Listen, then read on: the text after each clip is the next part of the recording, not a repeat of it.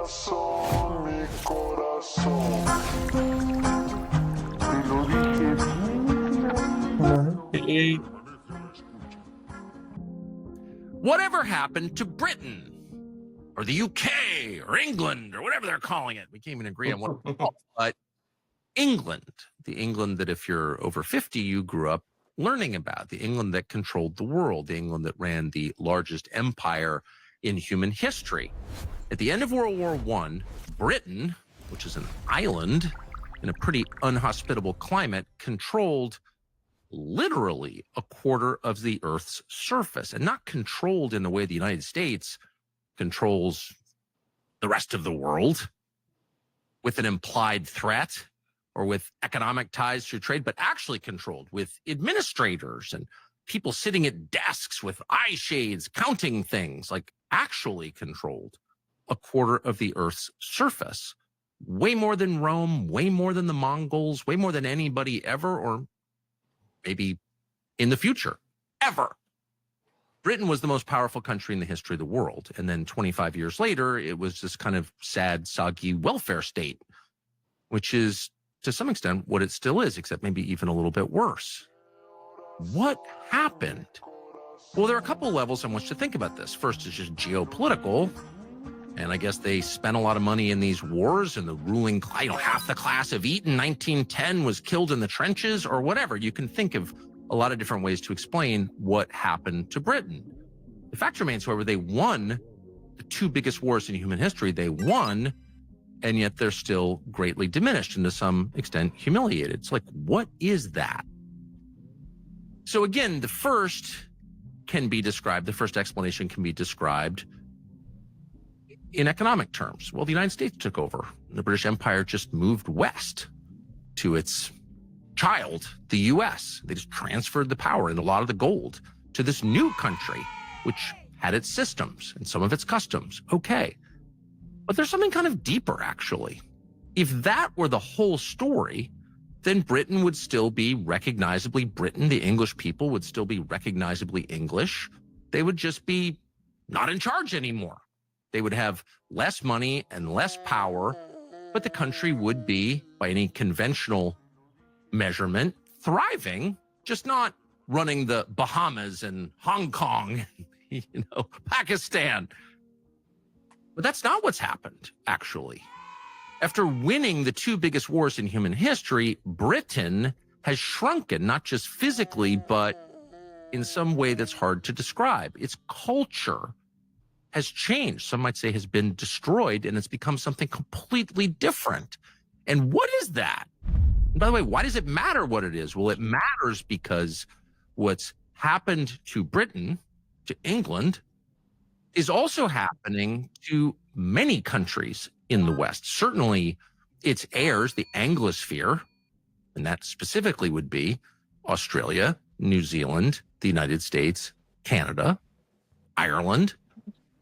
It's happening to those countries, but it's also happening to the rest of Western Europe all at the same time.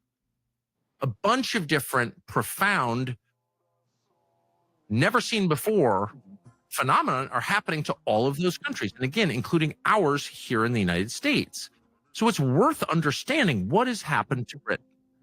So maybe the best image that describes it is the one that we're about to show you. And in case there's no context in the tape, what you're watching is a woman being arrested outside of an abortion clinic. And keep in mind, as you watch this, she's not being arrested for throwing a firebomb, a petrol bomb through the window of this abortion clinic in the UK, or even for obstructing access to this abortion clinic. No, she's being arrested and taken to jail for praying outside the abortion clinic. Before I ask you anything, Kidding me? today, I have to caution you, which is just your rights, which is you do not have to say anything. It may harm your defence if you do not mention when questioned something that you later on in court, anything you do so may be given evidence. What are you here for today? Physically, I'm just standing here. Okay. Why here of all places? I know you don't live nearby. But this is an abortion centre. Okay. That's why you're still. Is you standing here part of the protest? No. I'm not protesting. Are you praying? I might be praying in my head.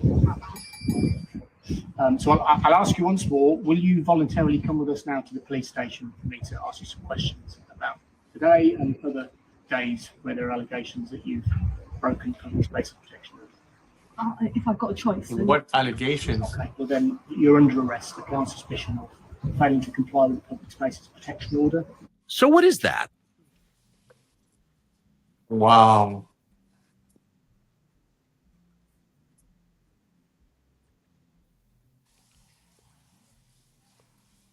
I don't even know what Bro. I don't even know what to think about that. Think about mean, think about what just happened here. For praying, not out loud, in her in her head. head. They were like, "Are you praying in your head?" And she goes, "I might be." They're like, "All right, you're gonna have to come to the precinct with us. We're gonna have to have a discussion about this prayer that you're having." Why? Because there's a power behind prayer, Gunther. They know it. That's the only reason why that would be so important to them. Because otherwise, it wouldn't be a problem. So you can't in Britain. Let me explain to you. In Britain, you can't make certain comments online. Talk about Jesus. You can't talk about Christianity. You can't talk about anything that has to do spiritual, and you can't voice your opinion about certain things. Whatever. Number two, you can't pray in your head. So if that is, and I love what Tucker Carlson said there, he goes, this is the country that started this country. If they're headed there, where are we headed? You see why I tell you it's a bigger ordeal than what we're, like these little things like immigration and this and that. This is to keep your mind occupied. Yep. Imagine that. They go, were you praying in your head? I mean, not even out loud, in your freaking head, and you're going to go to jail for that. Wow.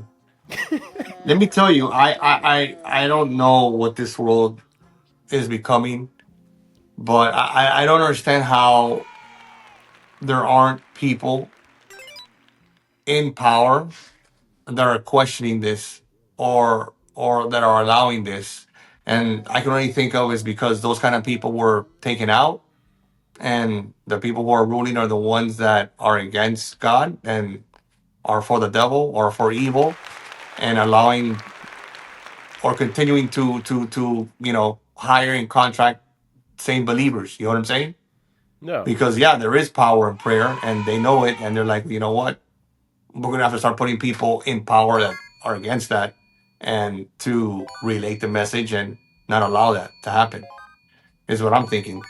Because I don't understand how, te lo juro, in my head, I mean, I don't even have words to express what I'm feeling. I feel sad. I feel mad, And think about the lady didn't even confused. the lady didn't even say anything. She's like in my head. Maybe. In my head, maybe. I mean, if it comes to, and look at all the countries he said that are like that. It's a lot of countries. And they're not small countries. Those are big countries. Well, what he's saying is this is the one implementing it. Yeah. But this is the country that it all derived from. Mhm. Like Britain, the UK, like that's where we all came from. That's the West. Sí. That's Sí. this small little island. So whatever they're doing there soon is to come here. You get what I'm saying? Because if they're the head and we're the child, like he was saying, Yeah. where are we We're gonna headed? have to obey. The thing about it is that they convince you because the leaders are like, we're going to make sure that, Christianity's protected and Jesus is protected and God is protected and all this stuff, but only for this election, only for this administration. What happens when the next one comes? What if they're worse? What if they're worse?